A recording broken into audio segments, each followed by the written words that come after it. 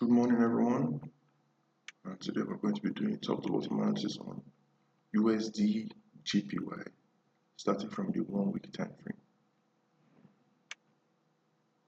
So the first thing we're going to do is to identify our support and resistance levels on higher time, or better yet referred to as zones.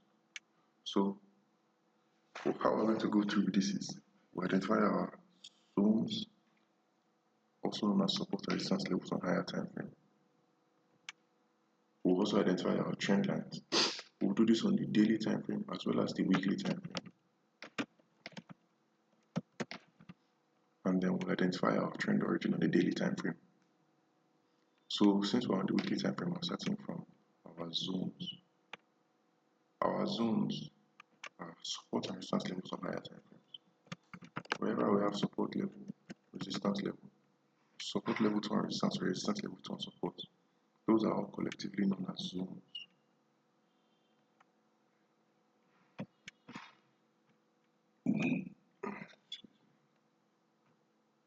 So now that we've identified our zones on the weekly time frame, next thing for us to do is to identify any potential trend lines.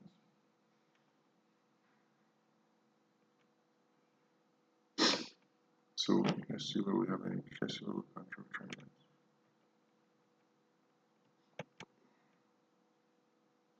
Wow.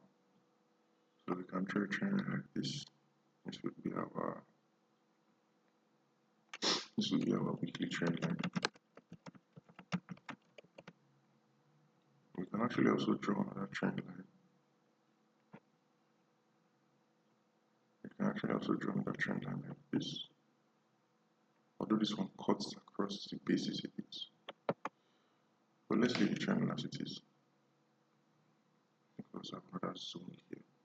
Let's duplicate this one.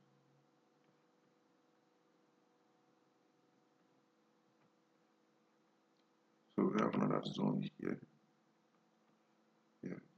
So now let's go down to the daily time frame and then we'll do the same thing again. We'll identify our zones as well as any support and resistance levels. We'll identify our zones which are also known as support and resistance levels, and then see if we can draw any trend lines. So where do we have our zones? We have a daily zone here. We have another daily zone here.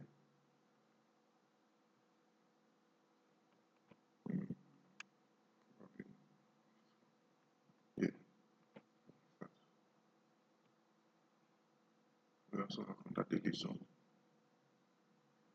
think there's one here.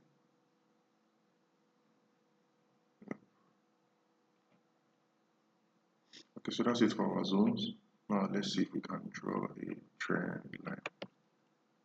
So let's connect here, here, or should we connect the two bases of the W?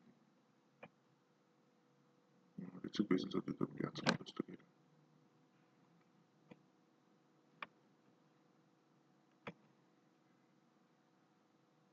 So this is going to be my daily trend line.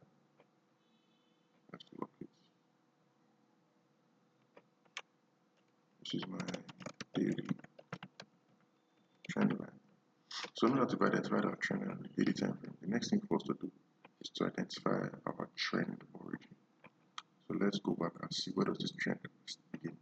We can see that price was going on a bearish. Price was following a bearish market structure up until this point. And then from this point onward, price switched from a bearish market structure to a bullish market structure. So that clearly tells us that price has switched from a impulsive move to a correctional. But that tells me that price has changed market structure here. That tells me price has changed market structure. So that means that this is our trend origin, because this point, this red box, is our trend origin, because this is the point where price switched from being. This is the point that price switched from being in the bearish downtrend to a bullish uptrend. So now let's mark out our swing highs and swing lows. So we have swing high, swing low, swing high, swing low, swing high,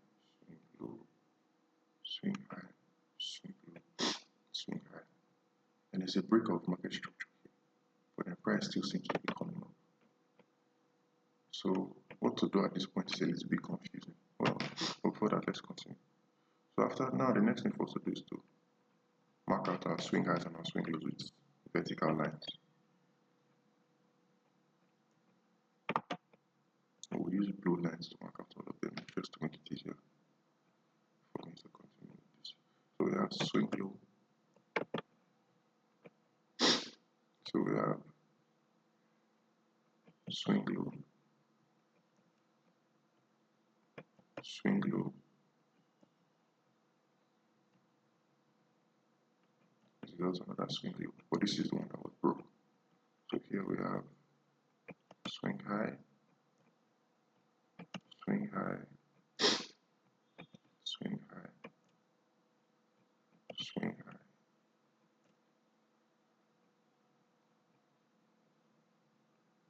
I think we should still identify this as a swing high. So what should we do at this point? At this point, there's a break in market structure, so I should be expecting that price is getting ready to go into a bearish move. So I'm expecting a change in structure. But at the same time, there's a very evident W pattern here. A W pattern on the daily time frame is not one that can be easily ignored. So at this point, whether or not I should be buying or selling, it's a little bit hard for me to tell. Because price has broken structure at this point, meaning that I should be expecting a change in the market structure. That means I should be expecting a new trend origin. That means I should be expecting a new trend origin somewhere around here. Maybe a little bit higher, maybe a little bit higher. But I should be expecting a new trend origin somewhere around here. But price has instead formed the W pattern on the daily time frame. So whether I should be buying or selling, I have to wait for price to give me some more information. So that's it for today.